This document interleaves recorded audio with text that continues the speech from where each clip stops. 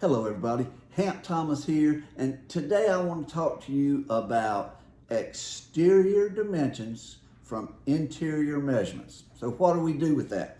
When I ask a lot of people this question, they say, oh, I always follow ANSI. Well, guess what? ANSI doesn't give us any guidelines on this measurement. You got a 1.5 story house and you get to the exterior wall and you can take a measurement up to the drywall or the sheetrock. How much do you add for the width of that exterior wall? Well, now, if you can open a window or look out the window, and you can, if it's vinyl siding, brick veneer, whatever the case may be, and you can estimate or guesstimate what the width should be. And that's what a lot of people do. But when people tell me that they're following the ANSI rules on that, I know they haven't read all of ANSI, because ANSI doesn't give us a rule on that. Should they? I think they should, but they don't. And a lot of people, I've been teaching, how to measure that or take that dimension for the last 10 years. I said, well, where do you get the number from? Well, when I first became an appraiser many years ago, I started asking that question, and looking for something in writing. Well, the only thing I found in writing was from the North Carolina Real Estate Commission and their residential square footage guideline.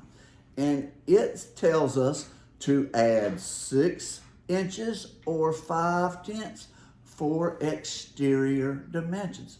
We have all this great new technology coming, and these phone apps that tell us they're following ANSI, well, what do they add for that exterior dimension when ANSI doesn't tell them what to do?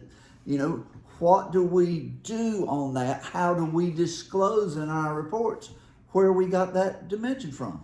So when I was back starting this and found all, the North Carolina, I couldn't find anything else. So I started sending out those little polls that everybody dislikes, and some people would answer one, some people would answer another. And I actually did that for 10 years before I got enough answers, to really form a consensus on there. And it was real simple. It was all the same thing. Everybody, pretty much all appraisers that I polled, they add 5/10 or 6 inches for that exterior wall, unless they can come up with a dimension that they're pretty sure about. So that's why when I wrote the American Measurement Standard, to give us a choice between ANSI for those people that learn to measure stairs on only 1 floor instead of 2, I put that in the American Measurement Standard. So now we have at least 2 sources that we can quote of how we came up with that measurement. So if somebody asks you where you came up with that measurement, for that exterior wall, you can quote the North Carolina Real Estate Commission, or you can quote the AMS, you can put them both in there for that matter. But that, to my knowledge, those are the only written sources that give us an idea. And since we've been teaching that for at least 10 or 12 years in our classes, that's what we've been doing. And, just telling people that it comes from appraiser polls, it comes from the American Measurement Standard, and it comes from the North Carolina Real Estate Commission square footage guidelines. So just, if you have a question about that, if you can't, determine what the exterior dimension should be, use the 5/10 or 6 inches. And what's the purpose of that? Consistency, guys. The whole point of a standard at all is we want to be consistent in our measurements, and using 5/10 or 6 inches gives us that consistency when we measure upper levels, 1.5 story homes.